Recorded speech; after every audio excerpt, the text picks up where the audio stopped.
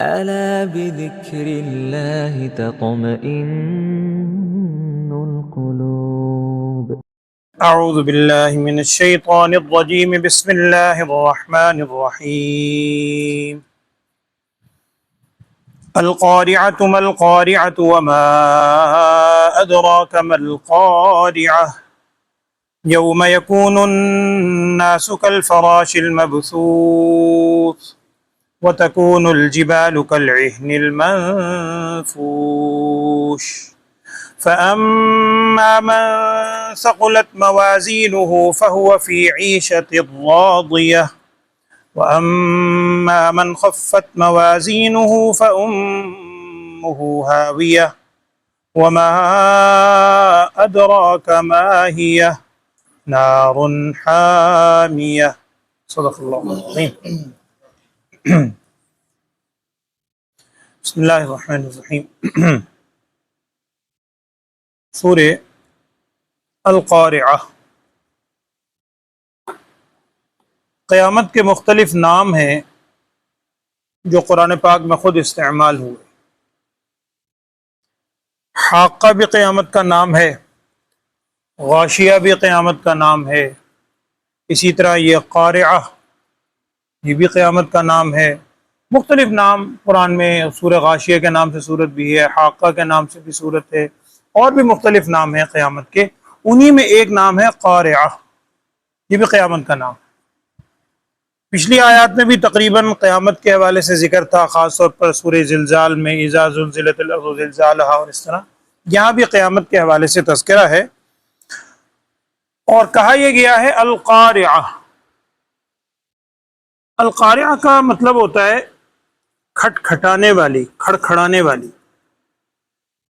ایک چیز کو جب دوسری چیز پر سختی سے مارا جاتا ہے، اس کے یعنی آپس میں ضرب لگنے سے جو آواز پیدا ہوتی ہے وہ ہے القارعہ، کھٹکھٹانے والی، کھڑکھڑانے والی.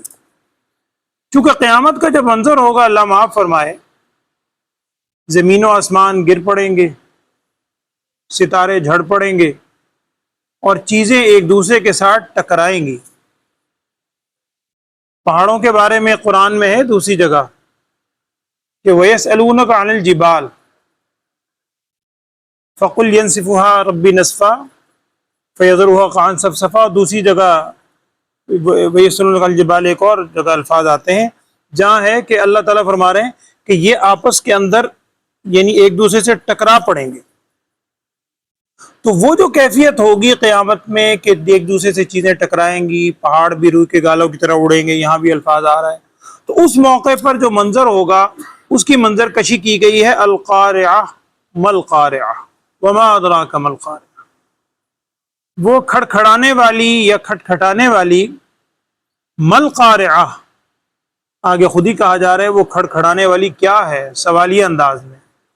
پھر تیسری آیت میں مزید ہے آپ کو کیا معلوم وہ کھڑکھڑانے والی چیز کیا ہے. اب وہ کھڑکھڑانے والی چیز یا کھٹکھٹانے والی چیز بدترین صورت میں اللہ بچائے وہ قیامت ہے. اب قیامت کی منظر کشی کی گئی ہے دو تین آیات میں. پہلی آیت میں کیا ہے، یوم یکون الناس کالفراش المبثوث. قرآن تمثیل دے رہا ہے، مثال دے رہا ہے کہ انسان کی کیفیت کیا ہوگی. کیسی کیفیت ہوگی؟ کالفراش المبثوث، جیسے پروانے ہوتے ہیں بکھرے ہوئے. فراش پروانے، اس میں جنس ہے.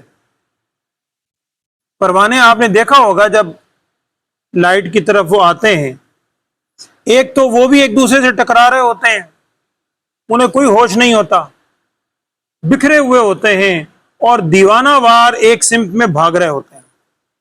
تو لوگوں کی کیفیت اس دن یہی ہوگی، بکھرے ہوئے ہوں گے، منتشر ہوں گے، ایک دوسرے سے ٹکراتے ہوئے دیوانہ وار رب کی طرف دوڑے چلے جائیں گے، دوڑے چلے جائیں گے.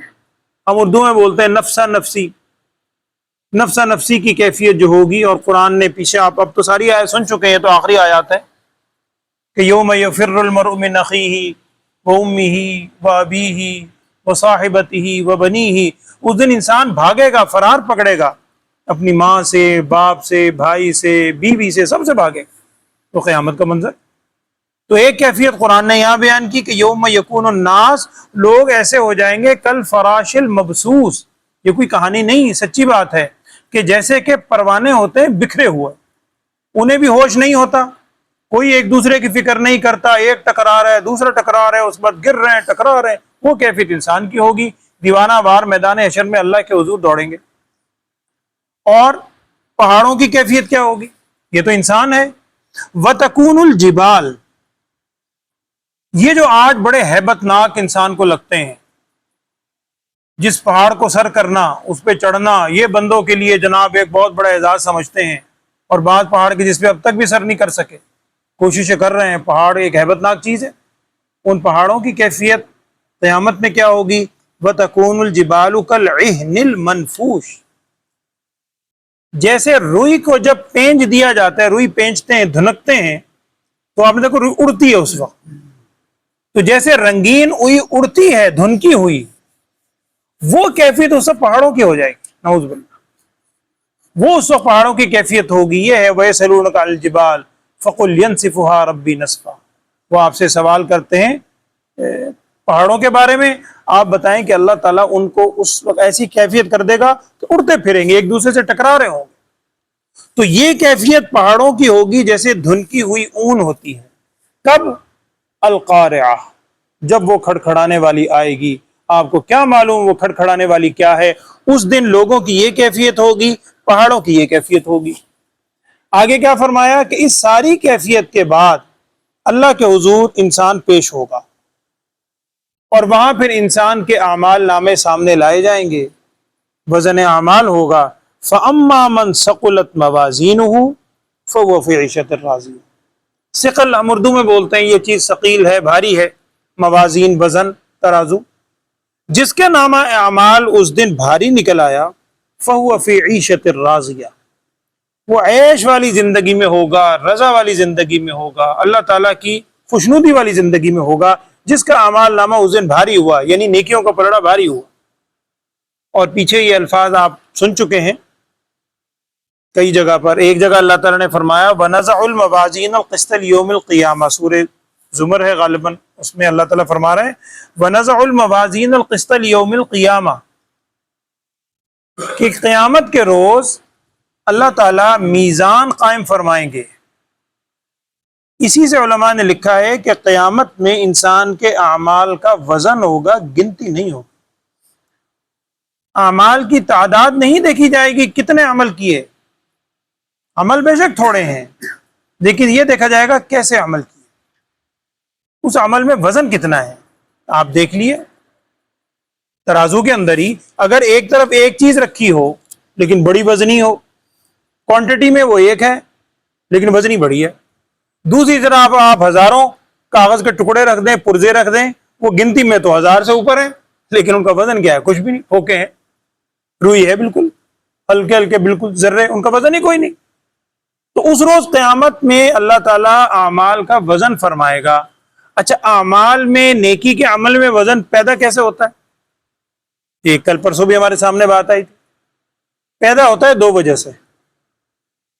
ایک تو وہ نیک کام تو ہے، وہ تو اپنی جگہ، لیکن شرط بنیادی یہ ہے کہ وہ نیک کام خود ساختہ نہ ہو، خود سے پیدا کردہ نہ ہو، وہ نیک کام نبی صلی اللہ علیہ وسلم کی سنت کے مطابق ہو، جیسے رسول صلی اللہ علیہ وسلم نے سکھلایا۔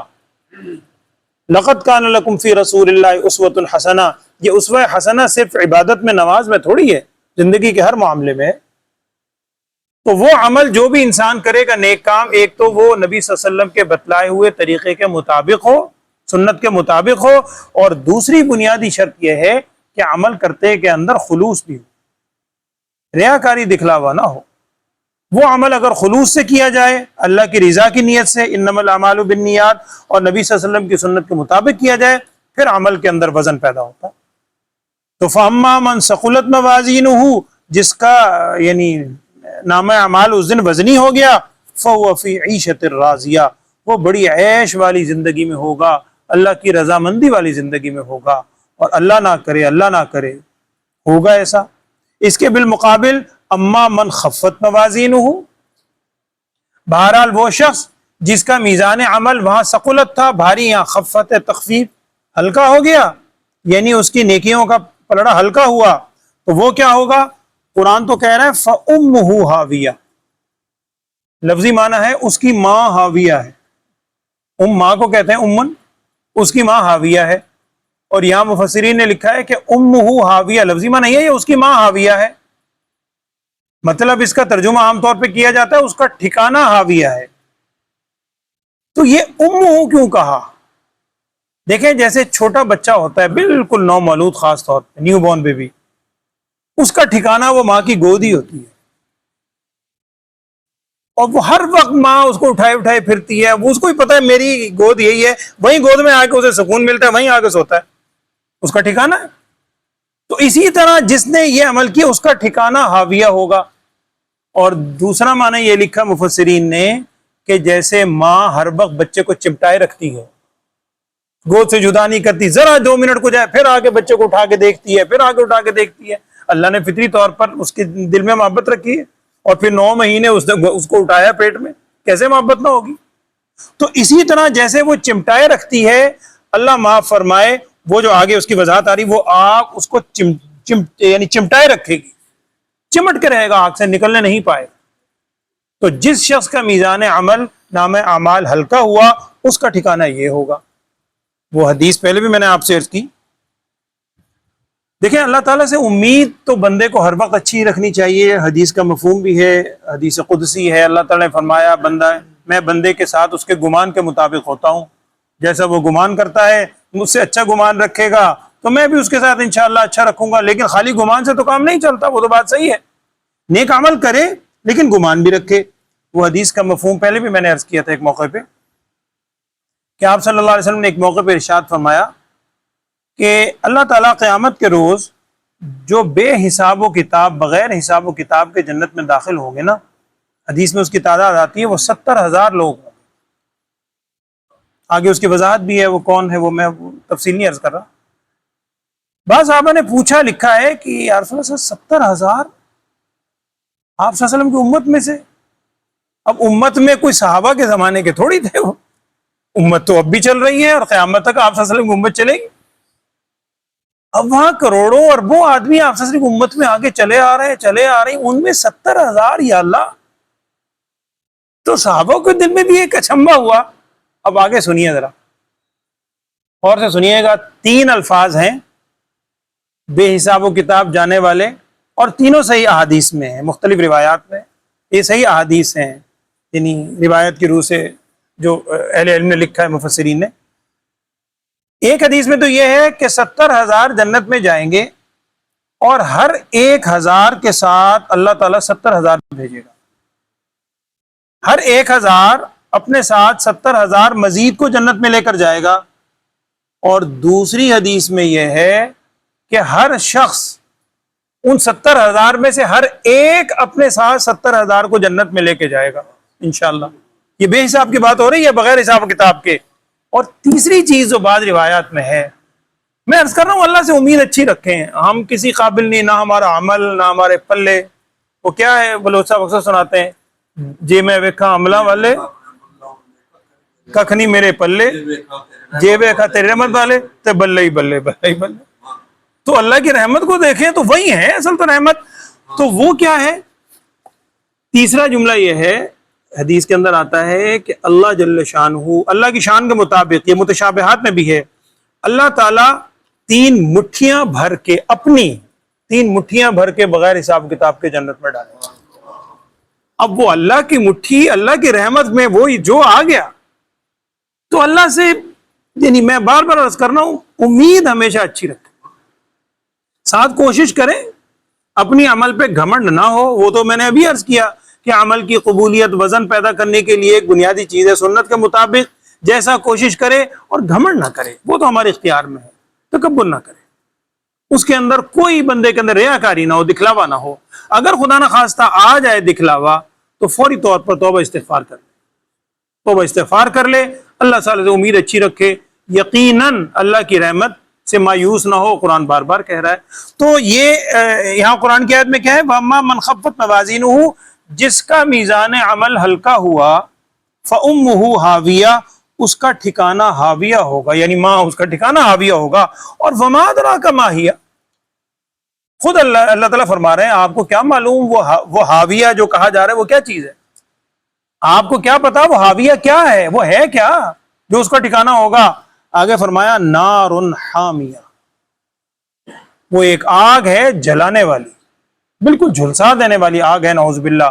اور میں نے عرض کیا کہ ہاویہ جیسے ماں امو ہاویہ چمٹ جانے والی آگ ہے، وہ آگ اس کا ٹھکانہ ہے جس کے نام اعمال کے اندر اس کا نیکیوں کا پلڑا ہلکا رہا۔ اور وہ بھی حدیث آپ کے سامنے ہے، ایک موقع پر آپ سے ارشاد فرمایا تھا نا کہ قیامت میں ایک شخص آئے گا، اس کی جب برائیاں سامنے رکھی جائیں گی، برائیوں کو ڈھیر آئے گا، پوچھا جائے گا کہ اس کی کوئی نیکی ہے، کہا جائے گا یہ ایک نیکی۔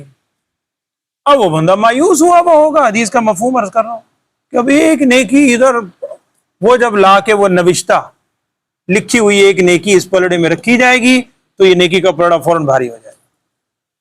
پھر حدیث کا مفہوم ہے، آپ نے فرمایا اس میں لا الہ الا اللہ محمد الرسول اللہ صلی اللہ علیہ وسلم لکھا ہو کہ یہ شخص توحید کو مانتا تھا، اللہ رسول صلی اللہ علیہ وسلم کی رسالت کو مانتا تھا، اور اس نے اس حوالے سے نیک عمل کیے تھے۔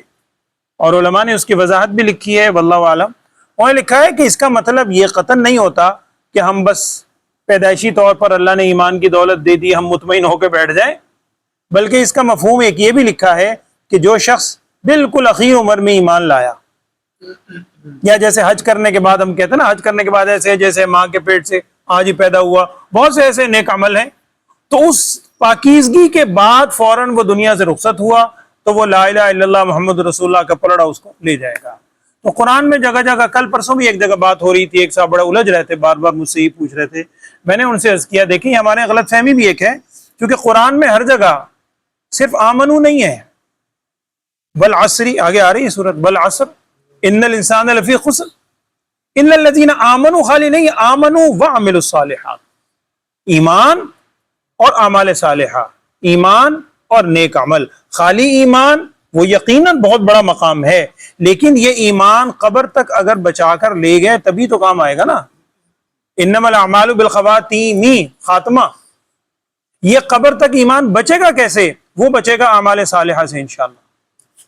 تو وہ اعمال صالحہ ساتھ رکھے، پھر انشاءاللہ اللہ تعالیٰ سے امید بھی اچھی رکھے، اللہ تعالیٰ ہم سب کو اس جہنم سے محفوظ رکھے، اور وہ جو بے حساب و کتاب جنت میں جانے والے ہیں، اللہ بے نیاز ہے۔ ابھی اس موقع پہ بیٹھ کے ہم دل میں ابھی اللہ سے مانگ لیں، ارے کسی کی بھی دعا اللہ سن لے، ہم سب کو انشاءاللہ بغیر حساب کتاب جنت میں لے جائے، اس کے خزانے میں کیا کمی؟ اللہ تعالیٰ ہم سب کے حال پہ رحم فرمائے، اللہم آمین۔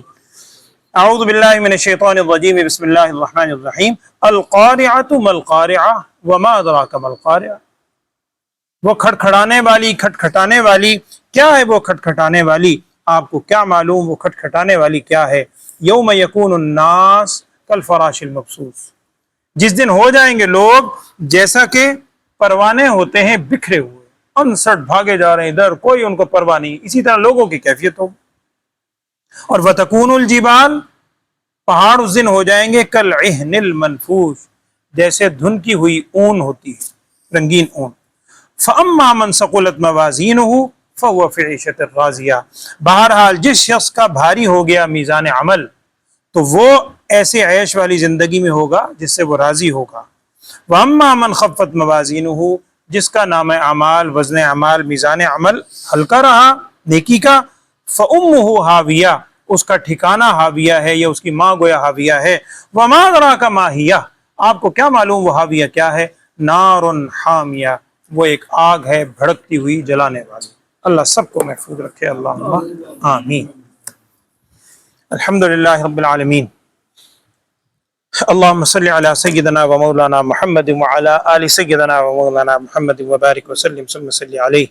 یا اللہ ہم سب کے گناہوں کو معاف فرما، لغزشات سے درگزر فرما، ہم سب کو یا اللہ قرآن کی تعلیمات پہ عمل کرنے کی توفیق عطا فرما، قرآنی زندگی ہمیں عطا فرما، ہم سب کو تمام گناہوں سے سچی توبہ کرنے کی توفیق عطا فرما، جنت میں لے جانے والے اعمال کرنے کی ہم سب کو توفیق عطا فرما۔